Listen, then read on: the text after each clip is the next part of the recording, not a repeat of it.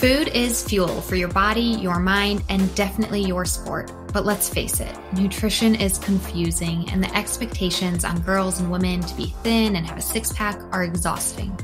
If you've ever been frustrated with your body, confused about nutrition, obsessed with eating healthy, or guilty when you don't, underate, overate, or overtrained, and overwhelmed with all the pressure, then this podcast is for you. Nutrition can be easy. You can take control of it, but it might start with letting go of control by asking for help and making a change.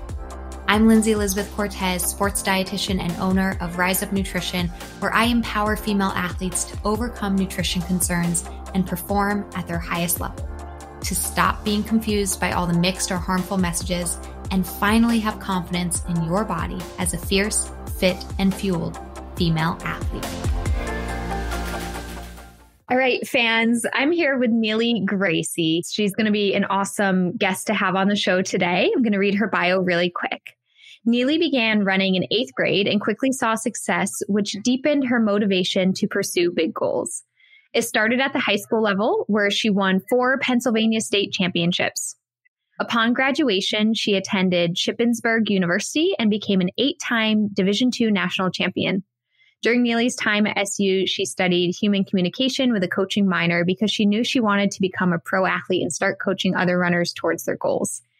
In 2012, she signed her first pro contract, and in 2013, Get Running LLC was born.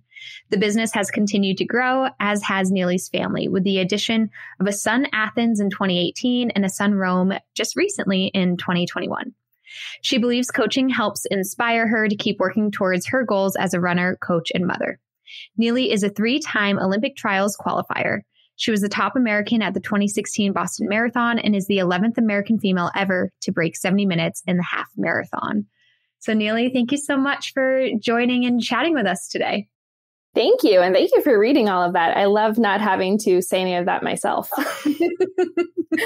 Of course. Yeah. And we're going to hit on basically all of that in our conversation today and get a little deeper. But I do just kind of want to start with saying the congratulations on the newest addition to your family with Rome, who's just six weeks old, right? Yeah, he's 6 weeks today. And yeah, it's been a lot of fun. We're coming out of the haze, I think. Yeah. Yeah. Thank you for just carving time out to be here today, because I can't imagine. And it's not just, one kid 6 weeks postpartum, but, you have another young child too. So it's a lot for your family to juggle. Yeah. Athens will be 3 on Thursday. So he's definitely in the adapting to becoming a big brother phase of life. But he's been doing pretty well. I fortunately have both kids sleeping at the moment. And then I have my husband in charge of one child if he wakes up. And I have my grandma here who's in charge of the other child if he wakes up. So fingers crossed, everyone we can get through this podcast episode. Yeah. Exactly. Yeah. But I'm sure in running your own business and everything, I'm sure sometimes it doesn't go as planned. So yes, the best laid plans are always messed up in some way, shape, or form. Yeah. Yeah. So if you don't mind me asking how, especially as a runner, how are you feeling? And 6 weeks is typically the time where per doctors, they say you can start running again. And I don't know if that always happens in realistic scenarios, but how are you feeling? And are you feeling like you might be able to get back to your workouts anytime soon? Yeah, thanks. So I actually feel way better than I expected. With my first, with Athens, I definitely feel like I didn't wait as long as I needed to. I did the run right at 6 weeks and my body was not ready at all. I wasn't able to run much during my pregnancy with him, so I stopped at 18 weeks. So I had basically not run for 6 months by the time I started back. And, I knew that I was starting from the beginning, but I didn't really understand what that would look like. And so it was a much longer return and comeback with Athens. This time around, I felt so much better off, right from the start. I think my my body during pregnancy handled everything a lot better. I ran every day of my pregnancy, which shocked me. And so I just felt so fortunate that I had two very different experiences, with the second one being so much more positive. And yeah, so I feel good. I've been walking and working on rebuilding my core strength and my structural stability. And I actually did my first run walk this morning. So that was like really exciting. I did 10 by run a minute on an uphill, and then I walked back down. And so doing that, it just helps remove a little bit of that pounding and impact and pressure from the pelvic floor and from your joints when you're on the slight uphill. So that was kind of the focus for that and for today.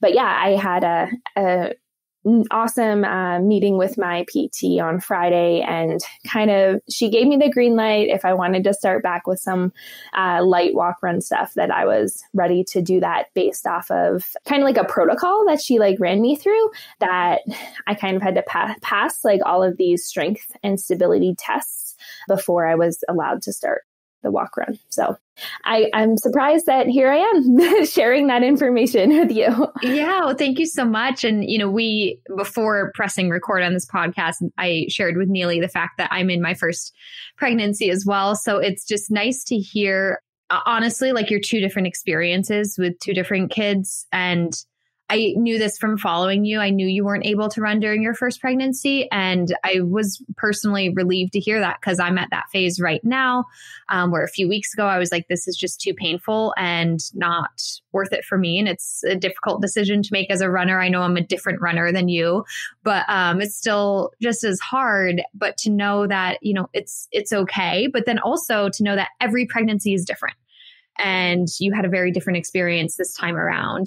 And that was also really good insight you just gave about the post-pregnancy expectation of like, but when you take many months off, like even though you were cleared 6 weeks later, like you were coming off of no running for so long, and that looks longer to get back into it. So yeah, I just think every experience must be so different. And thank you for sharing that with me, because I'm on my own journey. So yeah, and that's the hard part, I think, in this whole like pregnancy and postpartum thing, is that every pregnancy you respond differently and different people respond differently. And so it'd be so nice if there's just like if you do this, this happens. And that is not how it works. Even within the same person, me having two pregnancies, like 3 years apart, and like that they were completely different. And I wish there was more of a rhyme or reason. So then like you could have some level of control over it. But I really don't think that there's a whole lot. You can do all the right things, and you still have to get kind of lucky in a way. Yeah. And I'd love to just hear you talk about, what it's like for you to, as a pro runner, make the decision really just mid and kind of like height of your career. You've had so much success, but like, what is it like for you to make that decision to have a child, not just one child, but then two, while still continuing to pursue, your big athletic goals in your professional running career?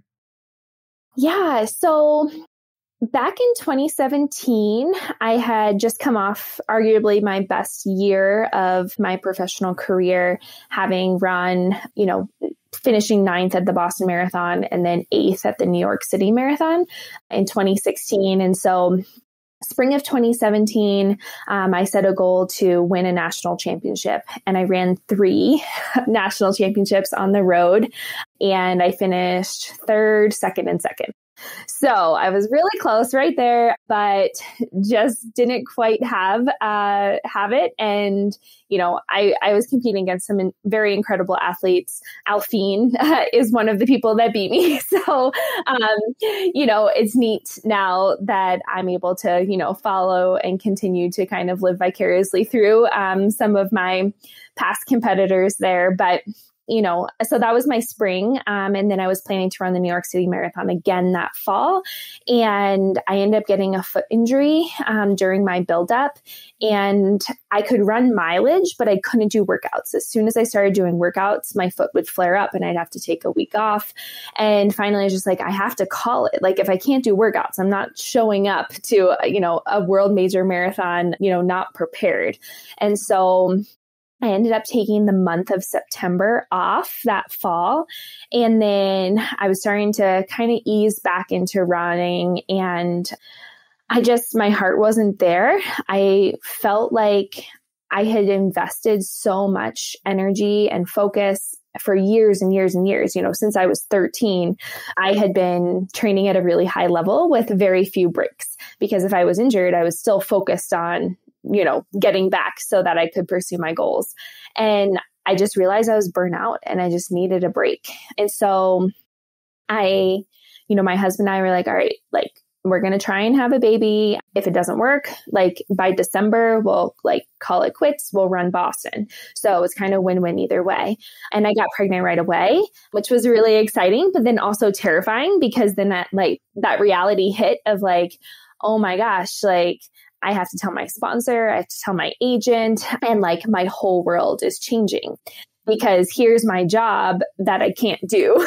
And so, at that point I was sponsored by Adidas, and I was thinking like, best case scenario, they suspend my contract for a year, and then they'll allow me, if I can prove that I can get back, they'll start paying me again. And that was kind of like my idea that would be best case scenario, because at that point it still was very much like, if you are an athlete and you're sponsored and you get pregnant, like, you are dropped instantly. And it's like, we want nothing to do with you. We're not going to pay you, like, see you later. And so it turned out that my agent was like very supportive and understanding, and was like, being a dad has been the best thing I've ever done. And like, it's going to be the best thing you've ever done. Becoming a parent is incredible. And then he spoke with Adidas, and they were like, congrats, we're so happy for you. Nothing changes. And I was like, wait, what? Whatever it means. And so, yeah. And I was very relieved, but I also, I think, was just like so shocked by that news, that then I was like, wait, like, now I have to show them that I have that their trust and faith in me was worth it. And so I think that I did internalize a little bit of pressure there in that comeback. And I think that was mentally the most challenging whenever I had to stop running with Athens during that pregnancy, because I felt like, hey, I'm a professional athlete. Like, I should be able to jog when I'm pregnant. And to your point, like, I had a ton of round ligament pain. I had SI joint pain. And if I tried to run, I couldn't function as a human, because I was so sore and beat up, and it's just not worth it. And so I had to shift, but I really went through like an identity crisis of like, who am I now that I'm not a runner? And, I know it's just a phase. And when I look back on it, it's a very short phase of life, but it felt very, very hard and very challenging. So I would say, I didn't realize or understand any of those psychological implications that I would have when I was like, oh, I want a baby.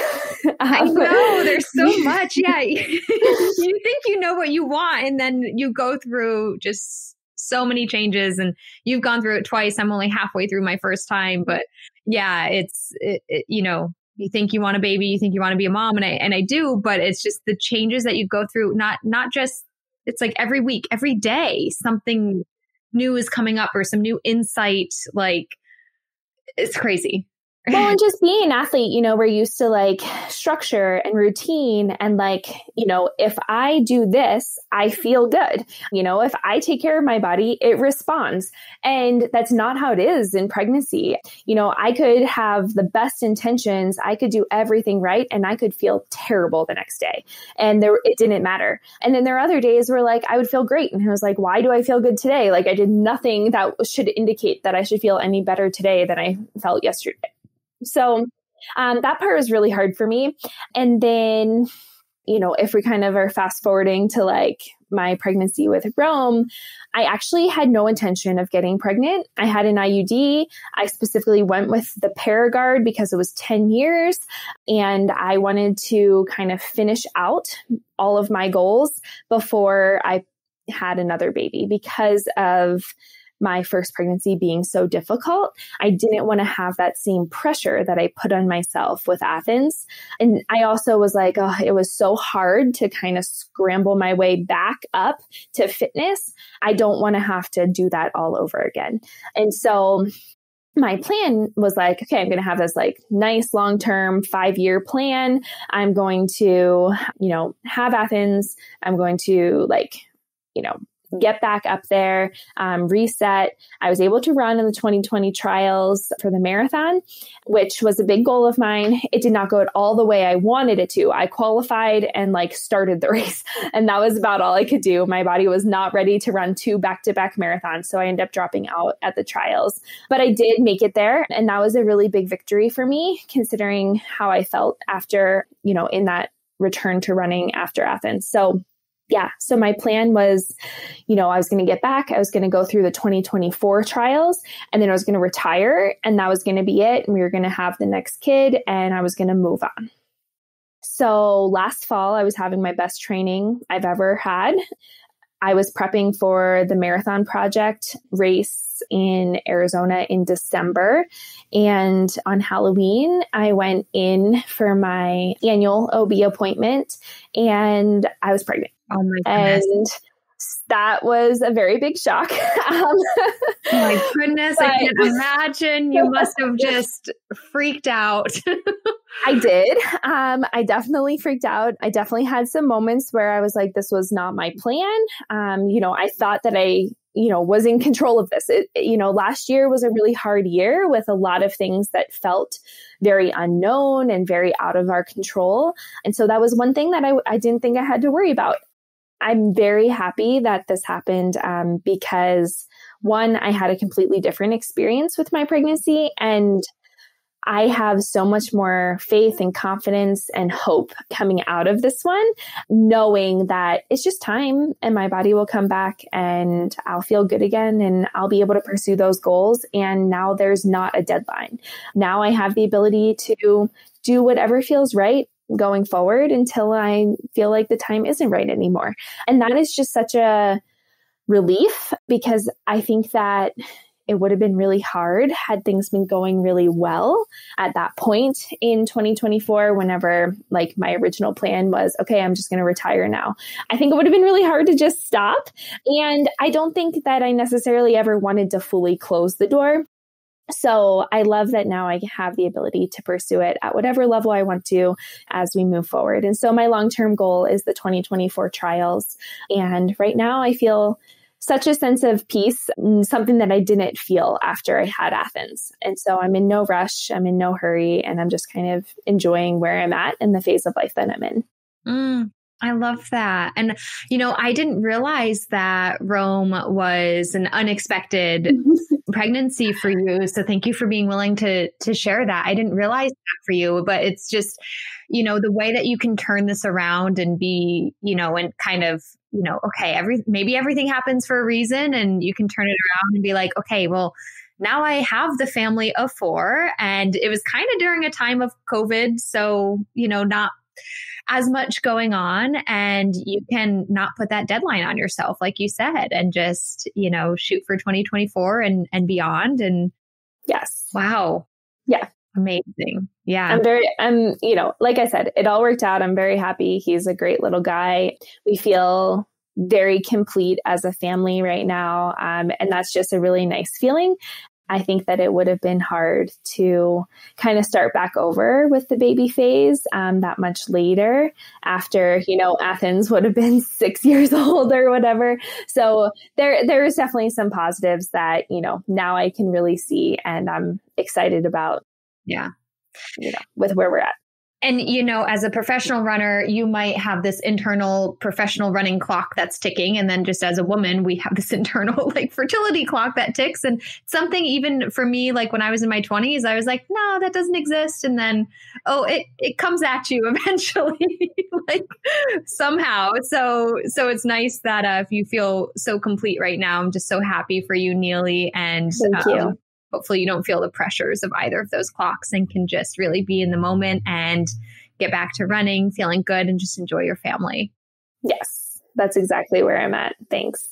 So good. Excuse me for not knowing this, but who is your sponsor at the moment? Because you are no longer with Adidas that you mentioned before, right? Right. So my contract with Adidas was up in the end of 2019. So they ended up following through with my entire contract. And then at that point, kind of moved on, which made sense to me. I hadn't raced in that whole last year or 2 years at that point because I had Athens and then had another year where I had some injuries and different things. So I was very grateful for their support during that whole time, very much understood that they were moving on at that point. So I'm currently not sponsored.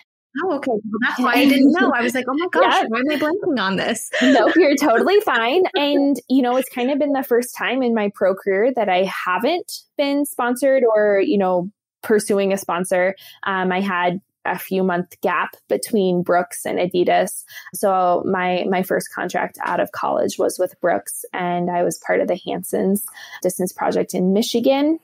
And then I moved to Colorado, had a little gap, and then Adidas picked me up. And so I was with them for 4 years after that. So it's been almost nice to not feel like there's pressure to post on social media. I think that is something that while I enjoy promoting my sponsors and supporting them because they're supporting me, it can just get really draining over time. And especially when you're in a phase of life like having a baby where you're not really in the phase of racing.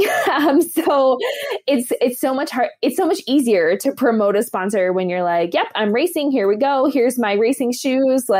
Here's pictures of me racing. It's so hard when you're like, I'm going out for a 1 mile walk and none of my clothes fit. So I can't actually take a picture of them. So that part has been kind of nice in this phase, but I totally look forward to, when that timing is right for me and right for another sponsor, partnering with someone again. And I'm also looking for a smaller company. I think a company that, I can just work with directly and not have to go through an agent with, just because, I really enjoy feeling that smaller personal connection and just kind of having that actual interaction with the company where when you go through an agent, you never actually work with the company itself. You work with your agent, they work with the company, and then they report it back to you. So there's kind of this middleman. And so I think that's, kind of the route that I would like to go is just, having a smaller situation where there's just kind of this back and forth mutual support.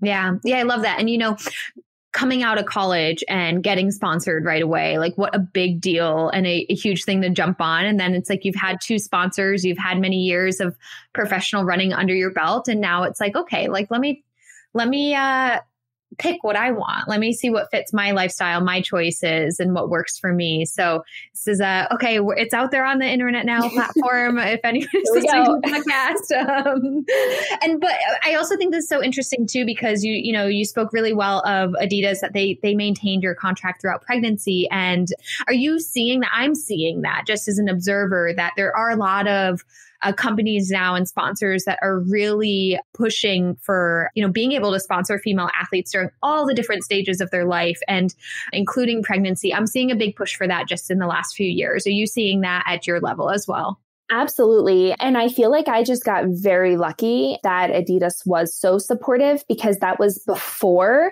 kind of the dream maternity movement happened. And so they were kind of on board before they were forced into it. I feel like a lot of other companies have kind of had to shift because the the expectation has been put out there. And, here's a big pro of social media, right? People sharing, people talking, people getting, others fired up. And then there's this big, rally of support and, the desire and push for change, which is so critical and so important in things like this.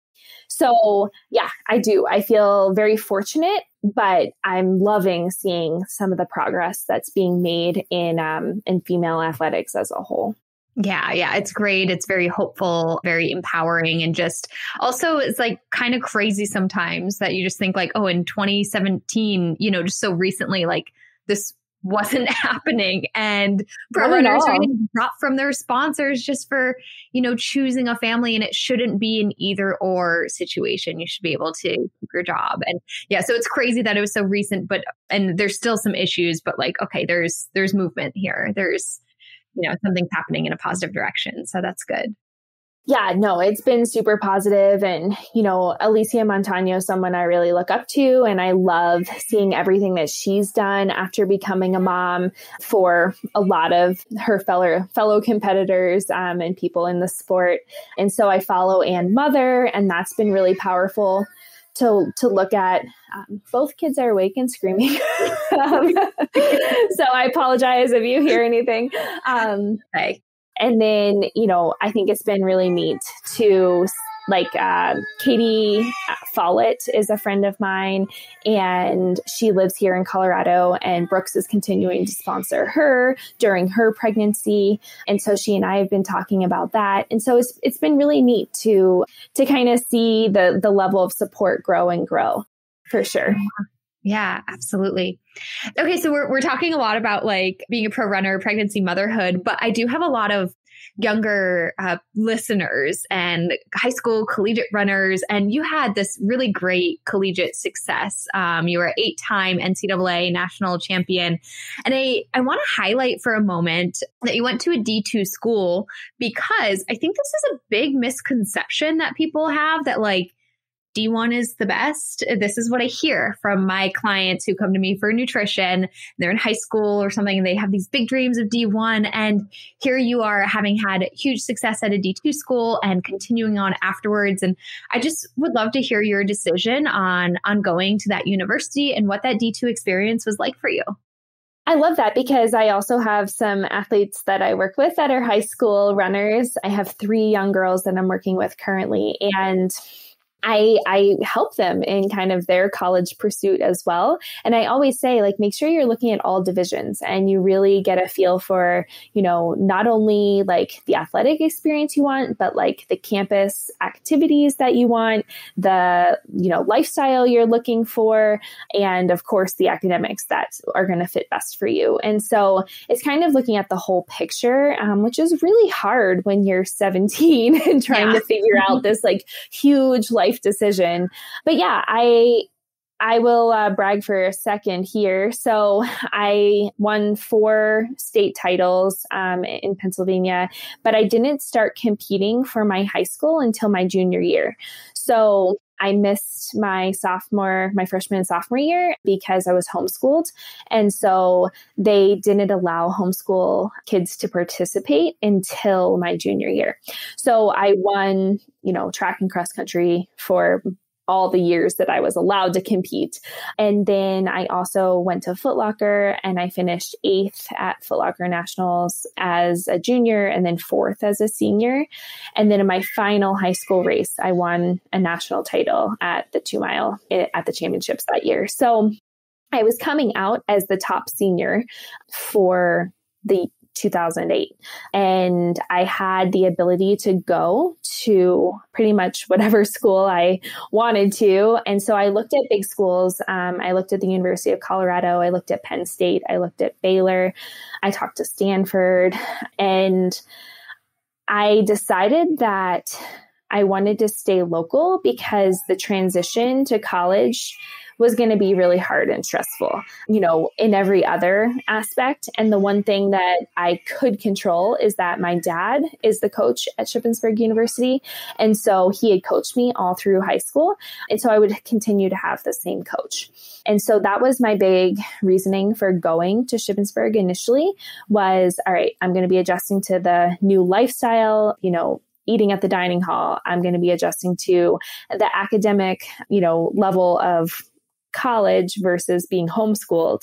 And so I wanted to have success as a freshman, and that's why I chose to go to Shippensburg. And I did. I was able to, have a very successful freshman year, winning several national championships, setting a national record. And so I thought that maybe I would consider transferring after that, get set up, get established in like the college life, and then, possibly transfer to a D1 school at that point. And you know what I realized? I realized that I really liked the balance of the academics and athletics that was at Division II. And I also felt plenty challenged by the competition. I really enjoyed being successful and, having those victories, but I also lost several times. And that kind of lit a fire underneath me for the following years. And then I also really wanted to pursue running past college and post collegiately and get a sponsor and become a professional. And I wanted to have like a systematic progression in my fitness and in my training each year. And I felt like at the Division I level, it's a little bit more like make or break. And like we will, try and get as much out of you as we possibly can in college. And if you break, well, someone else hopefully will survive and they'll, be our star. And I didn't love that approach because, as a coach now, I think it's really important to kind of nurture the athlete and the passion for the sport and for pursuing running for more than just, a victory at the finish line, but for, personal health reasons, for just having a great routine, for the joy that it can bring you, and the fact that it can be something that's long lasting. So many sports are just a small phase of life. And once, you're not on that team anymore, well, you can't play that sport anymore.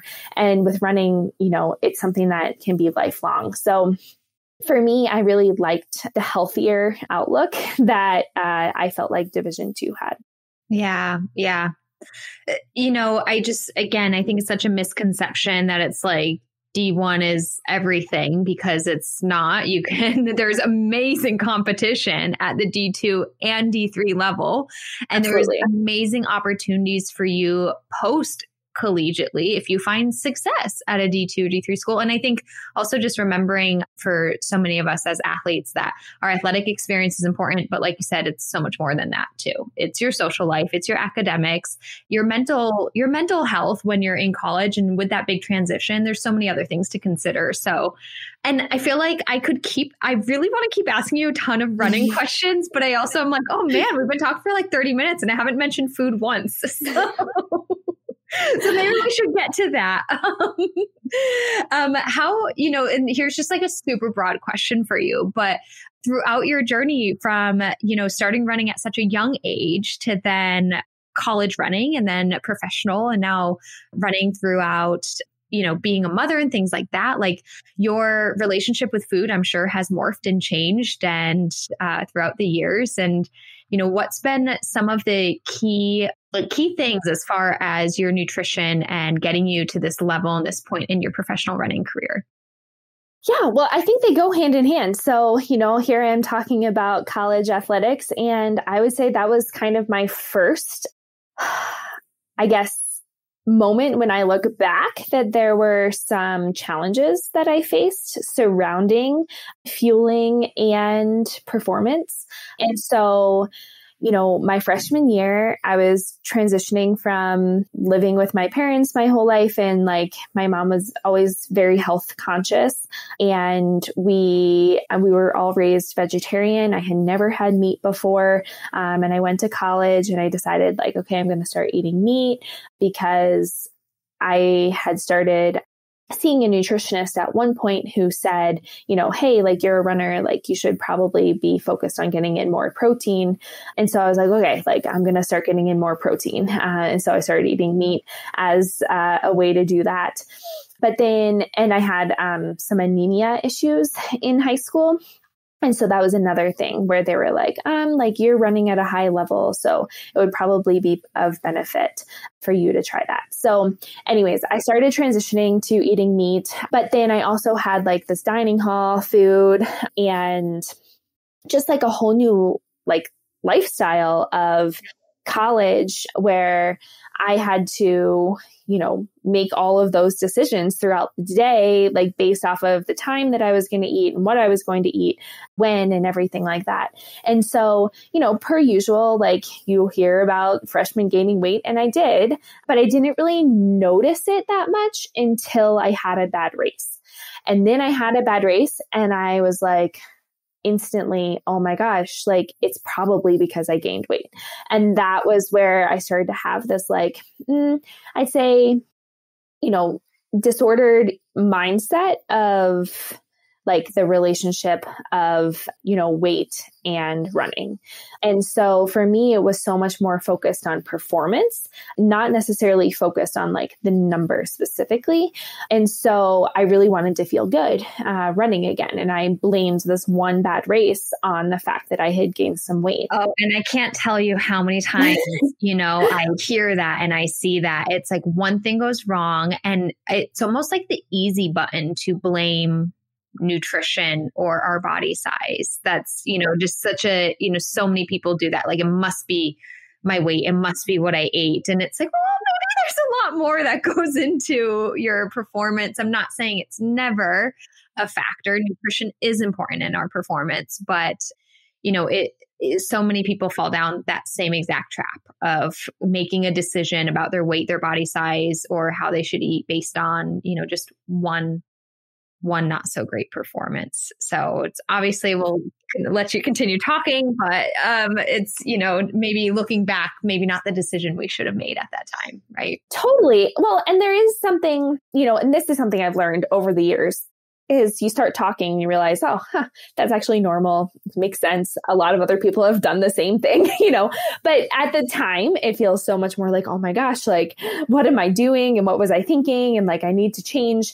And so in my very rudimentary way, I was like, okay, like, calories in, like energy expenditure, I have to like shift that balance. So I have to eat less, I have to exercise more. That's how you lose weight. So I did it and I did lose weight and I did see a jump in performance. And then I lost my period. And then I started to feel a little bit depressed. I started to, definitely notice that I wasn't taking care of my body the way that I needed to. And once I started to have a string of like these little injuries flare up, I started to kind of panic because I was like, wait, this was all for my performance, but now my performance is suffering because I'm getting injured. And so I like saw a nutritionist. I like was able to get myself out of it before I got too into it, which I feel very fortunate. I had, a lot of resources, a lot of support, a lot of, again, a lot of it was all driven on performance. So as soon as performance went bad, then it was like, wait, I went across that line and I need to like redirect. But then the struggle to get back out of it was so much harder than it was to get into it. Yeah, isn't that crazy? It's so easy. So not fair. Down that slope, and yet it's such a climb to get back out. It was. And so, I felt like I was out of it, by the time I graduated college. Like I felt like it was, a little slip in my sophomore year, but I felt like by my junior year, I kind of had gotten it under control. By my senior year, I wasn't really thinking much about it anymore. But I will say over the years, if I'm fast forwarding to my like first pregnancy, so for Athens, I gained 50 pounds during my pregnancy with him, and it took 2 years to lose it all. And I never even got back. I was like 3 pounds away before I got pregnant again. But I had stopped weighing myself. I only know that because I was at the doctor the day that I found out I was pregnant and she weighed me. But I had shifted this whole mindset because during my pregnancy, I was like, I have to let go. Like, I have to be okay with this. This is just part of it. And then on the recovery aspect, I was, okay, the baby's out. Like, my body needs to get its act together. And when it didn't, and when it took a lot longer than I was expecting, I was really hard on myself initially. But I also was very cautious. I was like, I am not going back that road again. I am going to, take care of myself. I'm going to let my body do what it needs to do. I'm going to trust that, it's going to remember that I'm an elite athlete at some point, and it will kind of, step it up and lean up a bit. And it did. And, it was just like when my hormones and everything kind of settled and I was able to kind of resume good training, my body felt good again. And that's what I started focusing on when I stopped weighing myself, was I want to feel good and strong. And that's what I'm going to focus on. And I started working with a nutritionist, Will and Stevie at On Pace Wellness, and they were awesome. And it was all about, I went to them and said, I want to recover better. That was my approach. It had nothing to do with weight loss at all. I wanted to make sure that I was recovering so that I didn't get hurt, so that I could continue training, so that I could have consistency. Because if there's one thing that I've learned over all the years, it's that consistency is the key to being a successful athlete. And so I came to them with that request, and we started really focusing on my recovery after running and in between workouts and during long runs, being able to fuel and hydrate well so that I could recover better. And all of those things clicked. And I think that was the missing piece for me all those years, was the focus on supporting my body through what it was doing and that emphasis on recovery, because we're only as good as our recovery. Mm-hmm. Yeah. Great highlight there on recovery. I think that's huge for athletes, and also just a really good inspiration for letting weight be an outcome, but not a goal. That's something that I say to my clients all the time, is that, if you're just putting yourself first, taking care of yourself, nourishing your body, training at the level that's appropriate for whatever stage and goals you have, listening to your coach, and taking your recovery, then if you're treating your body right, then weight will be an outcome of that. And I know not everybody will be completely satisfied with that in the moment, but just kind of trusting, because if you pursue weight as the goal, that's where you can get yourself in trouble. Like maybe you did, back in college, and it's like, I'm not going to go there again. Let me just focus on doing the actions and behaviors that are nourishing and treating and recovering and training my body right. And in time, then weight is an outcome of that. And like you said, it did eventually get to exactly where it needed to be, but it had to do it on its own time. When you force these things, things get out of whack, and performance suffers as well, which again, for somebody at your level is not what you want. Yeah. And you're just putting so much energy into it, and you're putting so much onus on that number, when you could be putting that energy and focus into something way more productive that's actually helping you, versus something that's just making you frustrated and disappointed and upset. Right. And going back to your college years, right? There's so much going on in college, juggling your performance, your school, your social life. It's just all these being independent. And then now, going back to your 2-year journey and postpartum, it's like, you're a new mother. There's so much to focus on. So those are other things that you can focus on instead of obsessing or being upset with yourself, when we just need to focus on the actions and behaviors. So yeah, what a good inspiration. And I just love to, I think so many of us have a story, some more severe, devastating than others, but just that kind of slip that we can do of restricting our food or caring about our weight or losing our periods. And like you mentioned, like getting out of that is maybe a bit harder, but so many female athletes can relate to that, whether it was just for a month or whether it was a year or 10 years, right? But what's so empowering about you, Neely, is that, okay, that happened. And then you kind of were just like so strong in your conviction that like, I'm not going to let that happen again. And you've moved forward over the past, decade just about of I think being really just empowered, using your body, focusing on performance and not those irrelevant things, and focusing on fueling and recovery and not letting yourself get back to that point. Yeah, 100%. And I'm a much happier person as a result. And it's very freeing for it to be like, I can go out for ice cream with my kid multiple times per week if we want to, because it's fun and it's special and we enjoy it. And it doesn't cross my mind like, oh, I don't think I ran enough today. Like I shouldn't have done that. Like I'm able to really enjoy my life while also having like a very healthy and solid fueling plan that does help and support my training. And so for me, when I switched it from like, it's all about like trying to find race weight and being very focused and dialed in, it's more like I'm focused on my recovery and what I can do so that I feel good in my run tomorrow. And when I shifted that, it made all the difference. Mm-hmm, mm-hmm.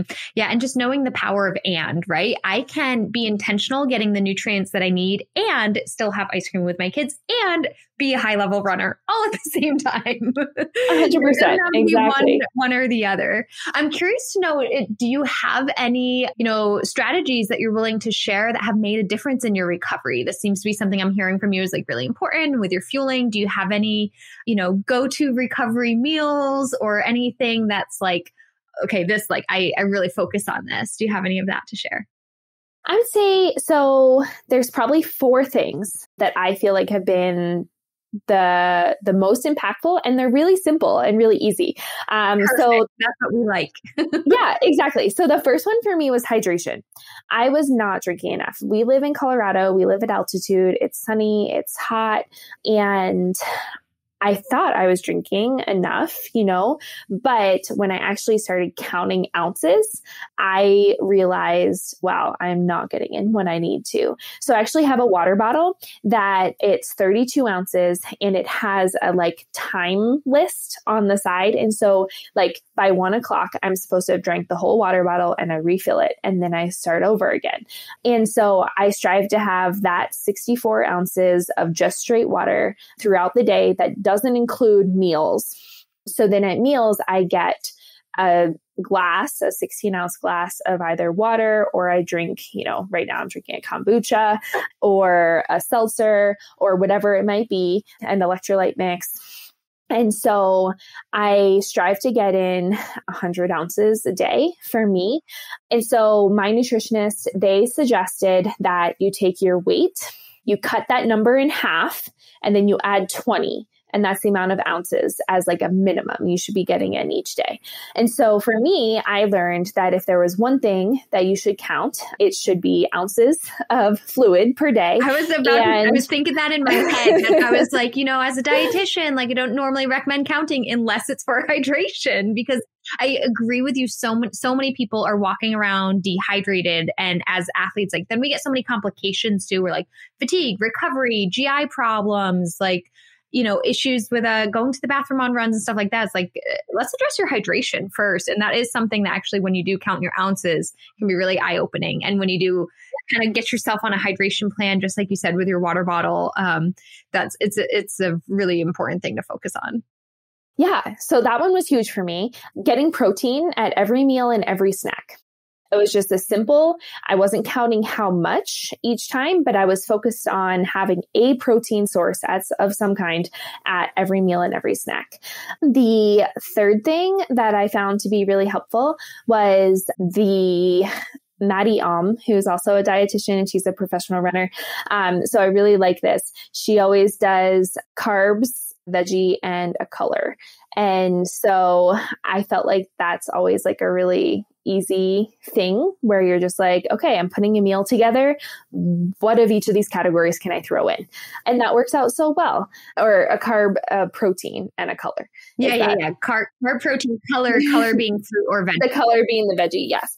So I felt like that's always like super helpful and super easy for me because, you know, you just need like those little cues when you're prepping food.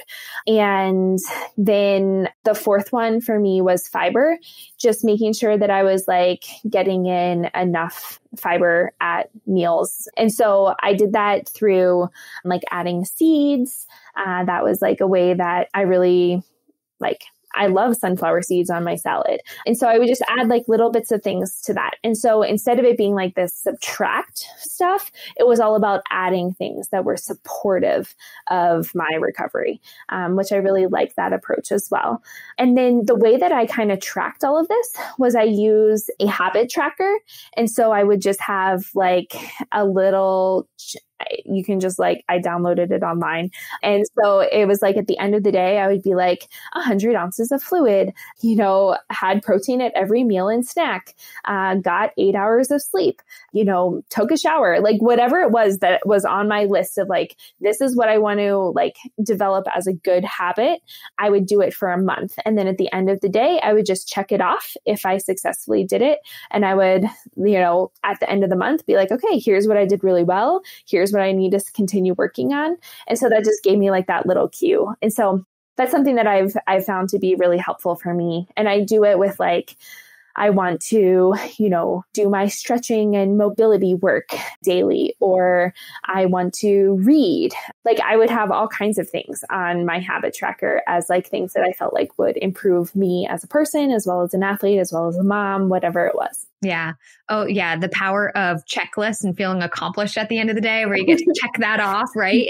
And what a better thing to track. Again, instead of tracking calories or macros, track, did I add fiber to my meal? Did I have a balanced plate? Did I reach my 100 ounces of water and hydration? Those are just such, not only are they specific nutrition things, but they're also like lifestyle and behavioral changes. And so I don't want to say easily achievable because there's some work that might have to go into it, but you know, so much easier than tracking every bite of food that you eat or reaching a certain calorie amount. Like those are just such challenging and ridiculous things to track. And this is something that you truly can have a healthy control over and feel accomplished at the end of every day and week and month. When I'm like, wow, look at how many days in a row I hydrated properly. That's awesome. Yeah. And then you can see it add up in your training too, where you're like, I've been feeling really good in training because I'm dialed in to the things that are supporting it. Mm-hmm. Yeah. So just to review, because I'm as a dietitian, like love everything you just said. So really dialing in your hydration and having like a hydration plan, having protein at every single meal and snack, just making sure that you intentionally have a protein source. Creating just balanced plates with carbohydrate, protein, and a source of color, fruits or veggies at all your meals. And the fourth thing was being intentional about some good fiber choices throughout the day and adding more to your plate instead of, do I need to take anything away? It's what can I add to boost the nutrients on these plates? Those are 4 amazing takeaways, Neely. Thank you for sharing that with our listeners. I hope they all try and implement one or maybe all of them. That would be awesome. Nice. Yeah. Well, to wrap up this podcast, I just could talk to you forever, but I'm sure you have mom duties to get back to. So I do have a few final questions, just kind of for fun, if you're willing to play along. Okay. Awesome. All right. If you could eat one food every single day for the rest of your life and never get sick of it, what would that be? I'm going to say strawberries. Ooh, sounds delicious, especially in the summertime when they're fresh. Oh, they're so good. Yeah. And they're so versatile. You can use them in so many different ways. Last night, we made one of my favorite simple salads, the spinach, strawberry, red onion, feta cheese. So good. Yeah. It's actually the first time when I learned to make that salad, years ago, that was the first time that I actually liked putting fruit in a salad. And then I've expanded from there. I'm a big fan. Yeah, I'm a big fan of it now. But back in the day, I was like, fruit in a salad. But when I made that one, I was like, oh, this works. It does. It's a good one. Yeah. Okay. It seems like a silly and obvious question, but I'm always surprised by the answer. What's your favorite sport to participate in? I'm going to be boring and go with running because I actually am like a pretty one-sided person when it comes to that and don't really do any other sports. I'm not very good. I'm not very athletic. People always ask me that. They're like, wait, what do you mean you're not athletic? You're like a elite runner. I'm like, no. Like there's a very big difference between being very focused on one thing that you can do well and like being well-rounded in all the things. So I'm pretty sure my like almost 3-year-old is probably better at a lot of other sports than I am. Well, I'm glad that running's your favorite because it's incredible to watch you and follow you as a runner. So that's awesome. What about as a spectator? Sometimes that's different, although I do love watching running. But what's your favorite sport to be a spectator? I really like watching running. We're so excited for the Olympics to kick off here with the track events this week. So that'll be exciting to watch. But my husband and I have just started watching the F1 racing because we watched the F1 documentary on Netflix. And so that's been kind of fun. And so I don't follow it as closely as he does. He's very into sports. He actually really enjoys watching all sports. But I've actually enjoyed that one more than I would have expected. Yeah. Yeah, thank goodness for Netflix and popping up things you might be interested in this and it's expanding all of our interests. Yeah. Well, very cool. Yeah. And then final question, Neely, is there a female athlete out there that you want to give a shout out to for just being inspiring, being fierce, fit, and fueled, as I like to say, a female athlete that just inspires you that you want to give a shout out to? I have to pick one. I know. I would say my shout out right now is Emily Infield. I'm very always impressed by her. She's been a friend of mine since high school. We've raced at every level. And we've trained together here and there as well. And, I just read her story yesterday on ESPN with the stalker that she's had for the last 3 years. And my heart just kind of broke for her. I had a stalker situation as well. And unfortunately, mine resolved a lot faster than hers did. But I was just so incredibly impressed by her strength and being able to continue running and training and pursuing her goals despite all of the stress that was going on with that. And so I'm just so impressed by her. And she has way more strength than I could ever have imagined myself in that situation. And so I was really, really impressed, and I'm always cheering for her in every way. Yeah, awesome. Thanks for giving her a shout out. We love when female athletes lift up other female athletes. And Neely, just can't thank you enough for coming on the podcast and sharing just your experiences as a runner, as a mother, as, your journey with nutrition and the amazing advice you just gave to our listeners. That was really, really wonderful. So thank you so much for coming on. I also want to say, because we didn't really highlight this, but you do, I mentioned it in your bio, you do have your own business with Run Coaching. So we will list that in our show notes because I also thought this was really interesting. Like I said, I could keep talking to you forever, but I shouldn't. I think it's so interesting that you got a minor in coaching. I didn't even know that was possible. Yeah, that was actually another big reason for me wanting to stay at Shippensburg instead of transfer was I found that minor and I loved it. And I loved my communication degree as well, because human communication is focused a lot on like interpersonal communication, which is, interactions with people. And it tied in so well to being a coach because communication is so key. And yeah, I've loved coaching. We're coming up on our 8th year here of coaching, and I now have 2 assistant coaches. And so we're entirely a female run business, and that's pretty neat. And we have about 120 athletes that we work with all over the country, all over the world. Actually, we have a couple internationals, which is pretty neat as well. And we work with people of all levels. If you have a goal, we're excited to help be a part of that and pursue it with you. And so, yeah, it's been something that I never knew would be as rewarding as it has been. And I'm very lucky in this phase where I have the ability to have a job and pursue that. And I also can pursue my own running without it being a job. And so, not being sponsored right now is no big deal for me because, it's not a stress. It's not something that I'm now like, oh, okay, I had this baby and now I need to get back because I need to make money again. Of course, that's nice. And I love, being able to be supported by a company and in turn, represent them competitively. But I really enjoy having, this thing that it also involves running, but it's, more my main job and my main focus because then it allows me to just really, truly enjoy my own personal running and it not be, well, if I don't race well, then we don't eat tonight. Right. Yeah. You have this stability and something that is your own that you can see grow. You have 2 assistants working with you now and you get to impact so many people. So runners of all levels, all ages as well. Yeah, I have anyone from middle school to in their 60s at the moment. So it's really neat. And that's, again, something that I just love is like how running can be, there for you at a lot of different phases of life. And, there's a lot of different levels and a lot of different goals that can be pursued, in distances and just personally as well. We have people who are doing walk-run plans. We have people who are chasing down Olympic Trials Qualifiers.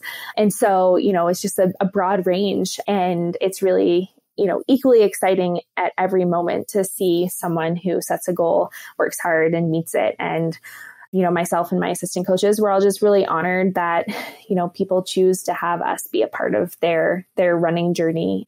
And it's really fun right now since I, am not competing. I'm kind of living vicariously through my athletes who are this fall, now that races are kicking off again. So it's been a really exciting time coaching as well. Yeah, absolutely. And so that's getrunning.com to learn more about your running coaching business and to connect with you. You're really active on Instagram as well, right? Neely S. Gracey on Instagram. We'll include all of this in the show notes. And we're just so excited to continue following you as you return to running now as a mom of 2 and shoot for, 2024 Olympics and Olympic trials. And we'll be just so excited to continue following your journey. Neely, thank you so much. Thank you. Thank you so much. And good luck to you. Thank you. I really hope you enjoyed that episode and thanks for listening. But before I let you go, I have free resources that you can have access to right away, right now, so that you can start fueling your body as a fierce, fit, and fueled female athlete.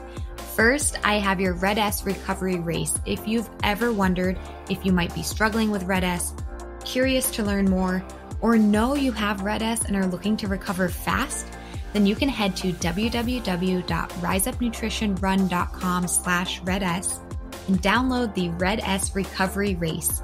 See how you place and figure out the next steps to recovery. Plus, while there, I have a few other great resources for you, including 3 nutrition secrets that every elite athlete swears by, and access to our private Facebook community, Female Athlete Nutrition. So again, to gain access to all of this, head to riseupnutritionrun.com/RedS. That's /REDS. And you can gain access and get the help you need fast. Too many girls and women and female athletes struggle with nutrition, but you don't have to any longer. Become fierce, fit, and fueled. Links in the show notes, and I'll see you next time.